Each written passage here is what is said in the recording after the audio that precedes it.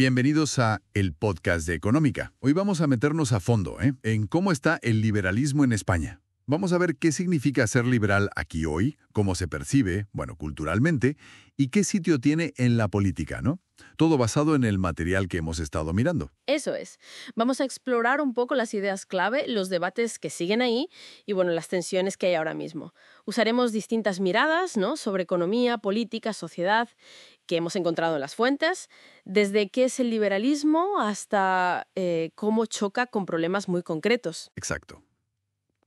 A ver, ¿hay en España como una tendencia cultural al intervencionismo o es sitio de verdad para las ideas liberales en la política de hoy? Vamos a desgranarlo. Empecemos por lo básico, si te parece. ¿Cómo se entiende el liberalismo en la práctica según estos análisis que hemos visto? Se habla mucho de menos Estado, ¿no? De que los políticos, molesten lo menos posible. Sí, la idea principal es esa, la oposición al estatalismo, que parece que es lo que domina aquí.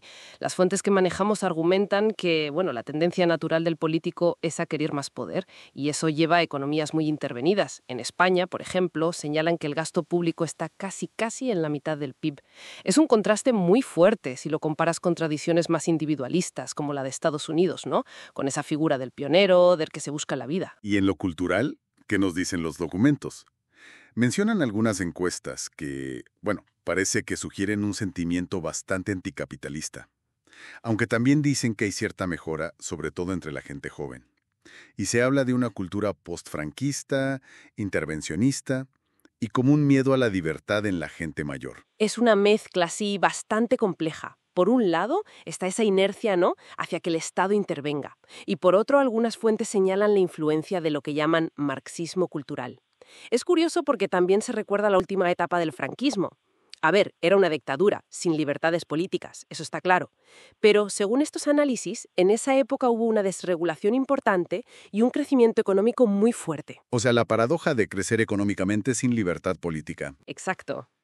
Y eso se ve en otros sitios, China, los Emiratos, el franquismo, aunque al principio fue súper intervencionista, después del plan de estabilización del 59, pues sentó bases para ese crecimiento. Creó mucha infraestructura, mucha industria pública, de ahí viene parte del IBEX actual, de hecho.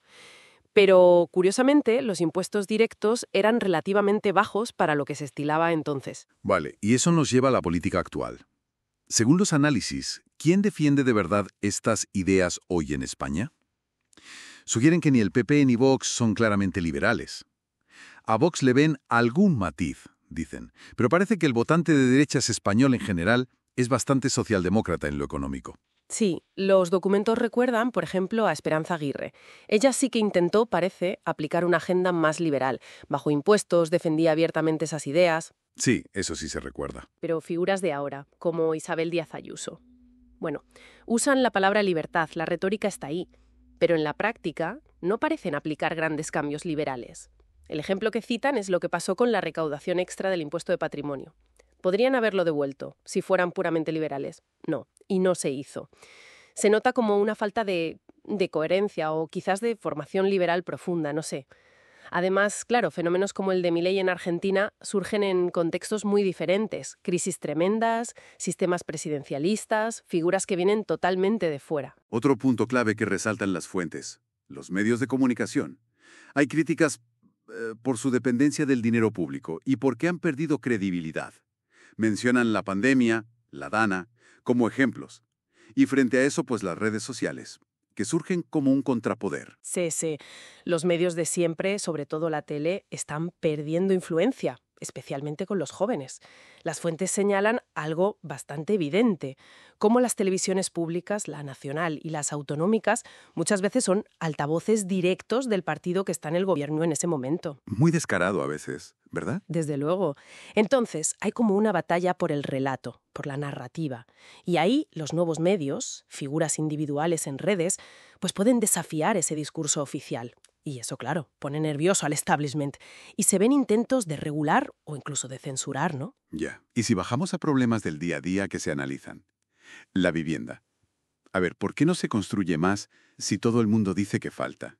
Se habla de demasiada regulación, del miedo a construir después de la burbuja y hasta de una especie de, aversión ideológica a que el promotor gane dinero. Es que parece eso a veces. El caso de Madrid Nuevo Norte, que según las fuentes lleva 35 años parado, es un ejemplo muy gráfico de esto, ¿no? Tremendo, sí. Y pasa algo parecido con las pensiones. Los análisis insisten mucho en que el sistema actual, el de reparto, donde los que trabajamos hoy pagamos las pensiones de los jubilados de hoy, pues es matemáticamente insostenible con la demografía que tenemos. Los números no salen. No salen, no. Y recalcan la magnitud del problema. Los compromisos futuros que se estiman, unos 6,5 billones de euros. Billones, con B. Eso hace que la deuda pública actual, que ya es enorme, 1,5 billones, parezca pequeña.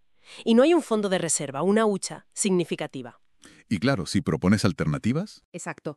Si propones algo como un sistema de capitalización donde cada uno ahorra para su propia jubilación, enseguida te acusan de querer privatizar, de querer cargarte lo público, cuando el argumento de fondo, según estas fuentes, es buscar una forma de que haya pensiones para todos en el futuro, garantizarlas. Entonces, ¿qué camino sugieren las fuentes al final? La famosa batalla cultural, pero a nivel individual, ¿no? Como que la gente joven hable con sus mayores, que no nos autocensuremos al hablar de estas cosas. Exactamente. Se subraya mucho la importancia de la sociedad civil, de que haya foros de debate, de que las ideas liberales vayan calando, digamos, desde abajo.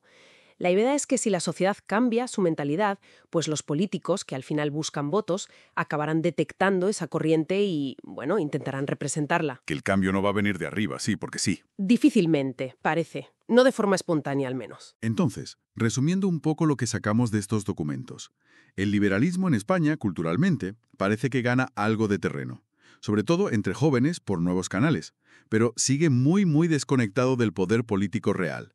Ahí lo que domina son las inercias de siempre: intervencionismo, socialdemocracia. Y además, las propias estructuras de los partidos políticos aquí y el sistema electoral que tenemos. Proporcional, por provincias, no presidencialista.